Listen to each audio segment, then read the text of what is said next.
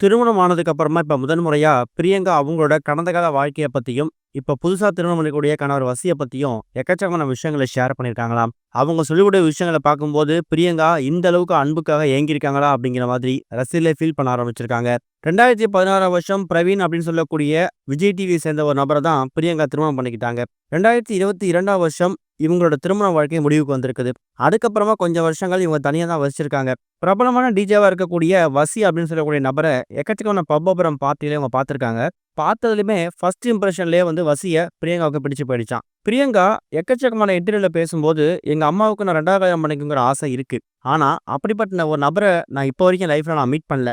மத்த பொண்ணுங்கலாம் இம்பார்ட்டன்ஸ் குடுக்காம, என் மேல மட்டுமே அதிகமா அன்பு செலுத்தக்கூடிய, எனக்கு மட்டுமே முக்கியத்துவம் கொடுக்கக்கூடிய ஒரு நபர என்னைக்காவது லைஃப்ல பார்த்தனா, அவர என்னோட லைஃப் பார்ட்னரா நான் மறுபடியும் சூஸ் பண்ணுவேங்கிற மாதிரி தான் பிரியங்கா சொல்லியிருந்தாங்க.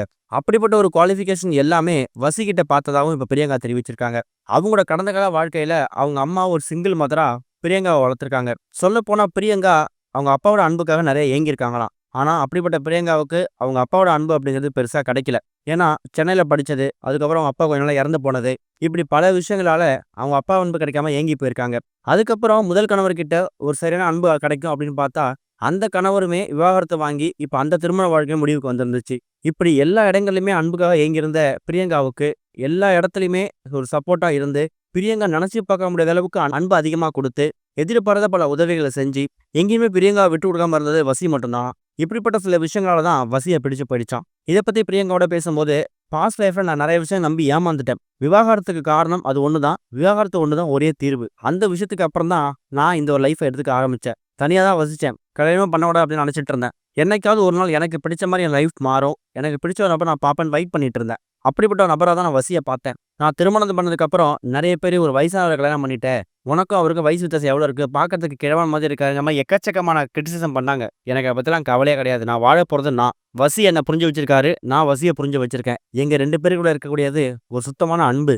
எந்த விதமான எதிர்பார்ப்பும் இல்லாத ஒரு லவ். இது எங்க கடைசி வரைக்கும் இருக்கும் அப்படிங்கிற நம்பிக்கை எனக்கு இருக்கு. ஒரு பக்கம் எங்க அம்மாவுக்கு வசிய பிடிச்சது. நான் ரொம்ப லக்கி அப்படின்னு நினைக்கிறேன். ஏன்னா, எனக்கு மட்டும் வசிய பிடிச்சு போயிட்டு, ஒருவேளை எங்க அம்மாவுக்கு வசிய பிடிக்காம போயிருந்தா நான் அன்லக்கியா தான் இருந்திருப்பேன். எங்க அம்மாவுக்கு பிடிக்காத எதையும் நான் செஞ்சிருக்கவும் மாட்டேன். என்ன இம்ப்ரெஸ் பண்ண மாதிரியே எங்க அம்மாவையும் வசி இம்ப்ரெஸ் பண்ணாரு. கடந்த கால லைஃப்ல எக்கச்சக்கமான விஷயங்கள் நடந்திருக்கலாம். அது எதையுமே நாங்க திரும்பி பார்க்க விரும்பல.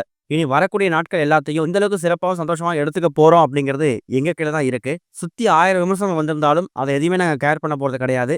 நாங்க எங்களோட வழியில நாங்க ஸ்ட்ரெய்ட்டா போக தான் போறோங்கிற மாதிரி தான் இப்ப எக்கச்சக்கமான விமர்சனங்களுக்கும், அவங்கள பத்தி வரக்கூடிய நெகட்டிவிட்டிக்கும் பிரியங்கா அவங்க ஸ்டைல்லயே பதிலடி குடுத்துருக்காங்க. இதுவரைக்கும் கனெக்டிங் டிவிக்கு சப்ஸ்கிரைப் பண்ணனா மறக்காம சப்ஸ்கிரைப் பண்ணிக்கங்க. உடனடி அப்டேட்ஸ் பெறுவதற்கு நோட்டிஃபிகேஷன் பெல்லையும் கிளிக் பண்ணிக்கங்க.